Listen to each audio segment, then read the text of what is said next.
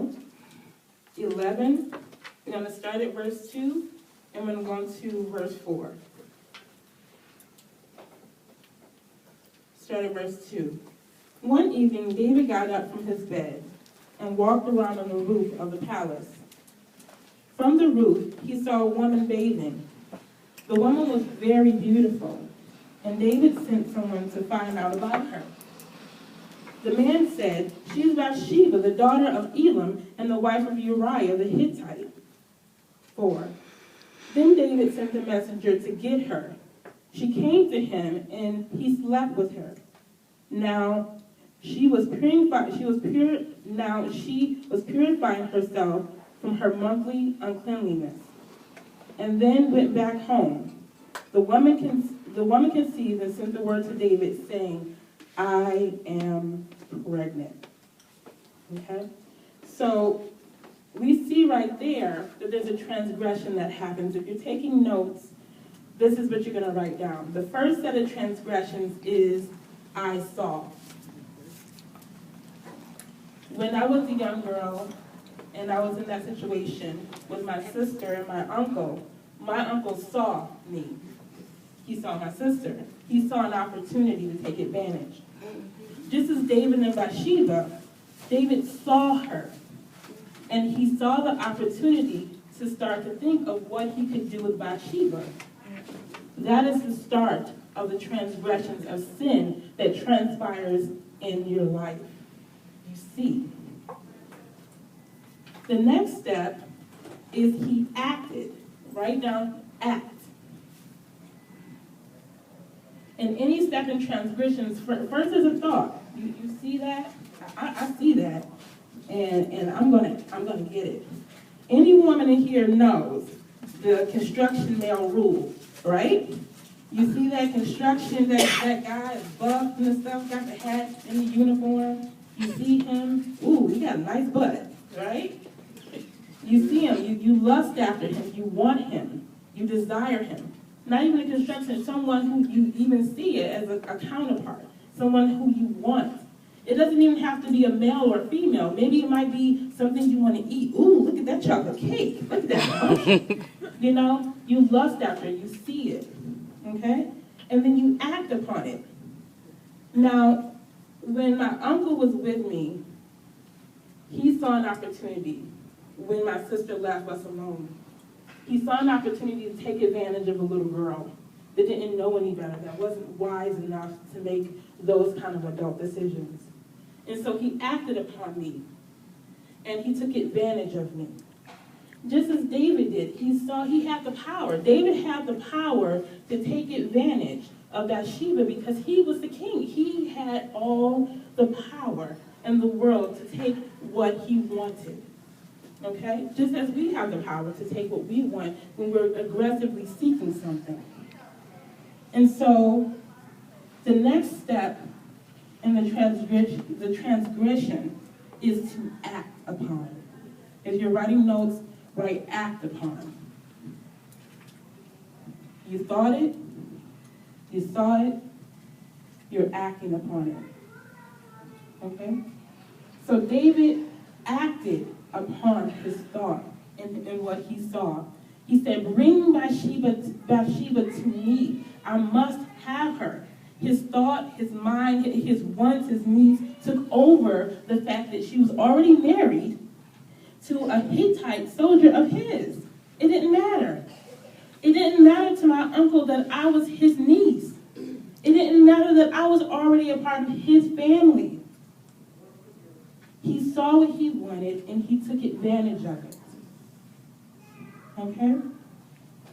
Now, I'm going to take you into the second realm of transgressions. There's the results. Now, we all know the story of Bathsheba. And we know that as a result of her sleeping with King David, she bore a child. Correct? There's nothing that could be erased than the permanency of having a child, as us mothers know. You can't get rid of it, even if you do get rid of it, if there's an abortion there, if something that takes, It's something that takes place there. There's something that's acted upon and something that has to come as a result of that. Either that child is going to be fully born or that child is going to pass. Or something's going to come of that child. When I was a child and my uncle acted upon me, there was things that came out of the transgressions of abuse. I did not get pregnant, no. But there was guilt. There was pain. There was results. There was fear. There was shame. How could someone in such of a powerful position take advantage of someone who had no power at all and now has to live with the results of that act, the transgressions of abuse? Now, we have the act that David now has to acknowledge that he has his baby. So what does he do? What does he do?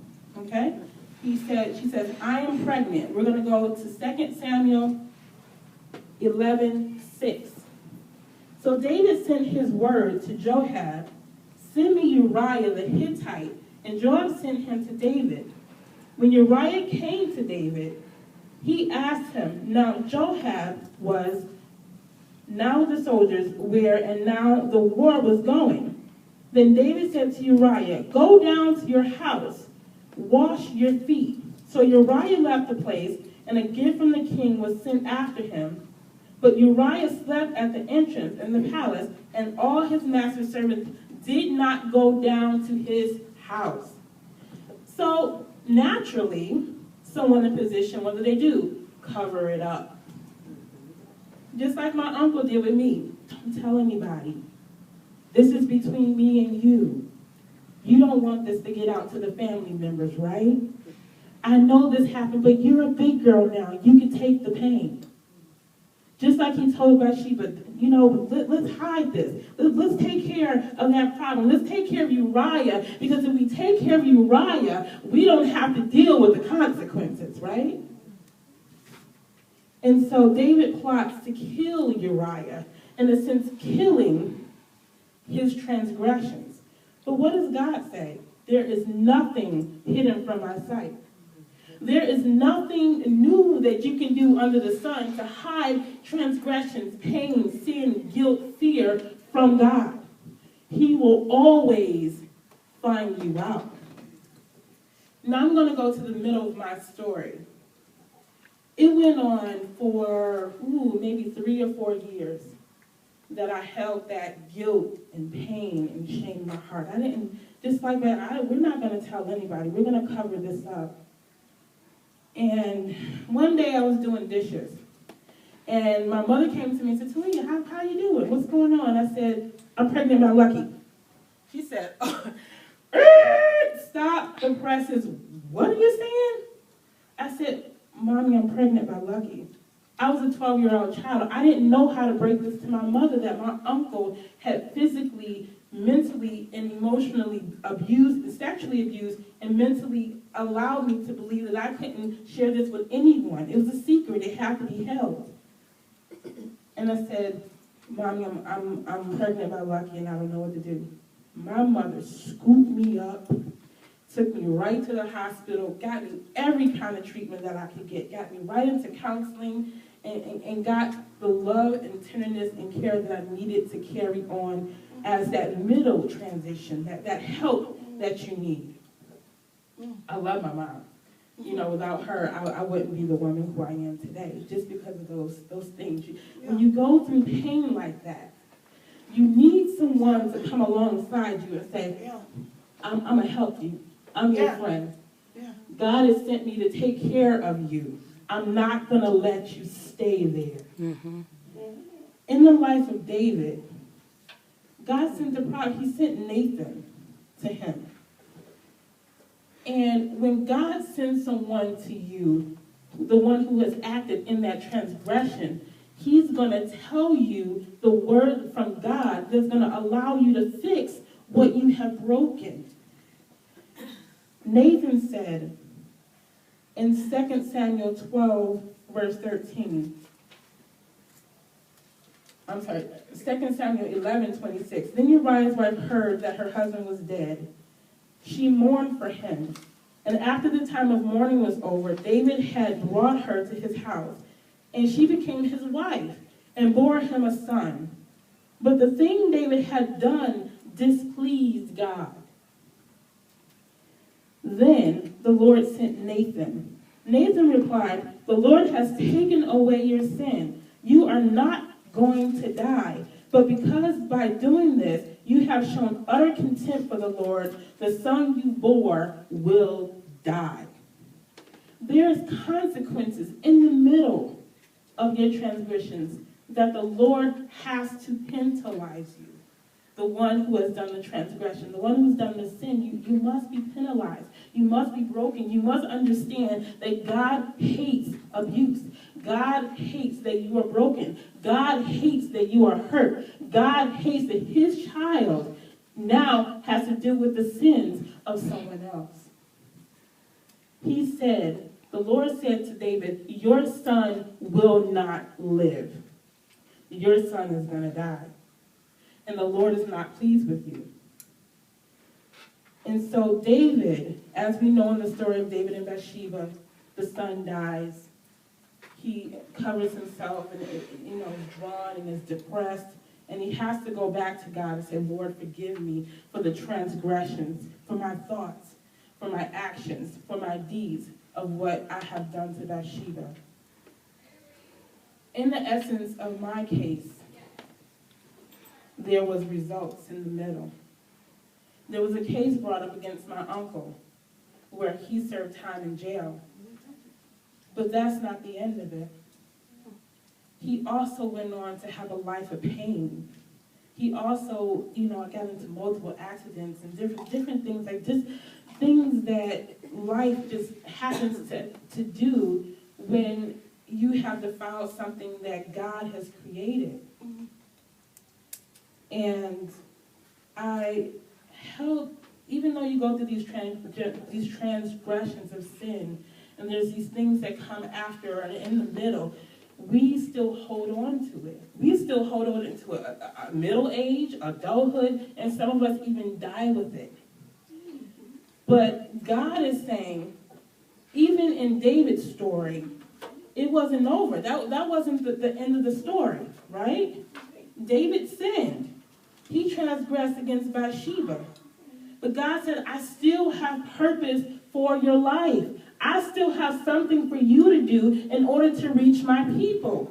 So I'm going to restore you. Forgive the sin. Ask for repentance for the sin that you have committed and transgressed against someone so that you can now live in me." God is saying, "I'm displeased, but I'm giving you a second chance. I'm giving you an opportunity to put your life on the line so that my people can live." And we know that King David went on beyond this to be a great king, to rule many kingdoms. And Solomon, his son, went on to reign and rule and to really walk with God. Yeah. And really bless a lot of people's lives. Even to this day, King David, you say King David is David and Goliath. We might as well start back in that story because we're facing the giants. We are facing the giants.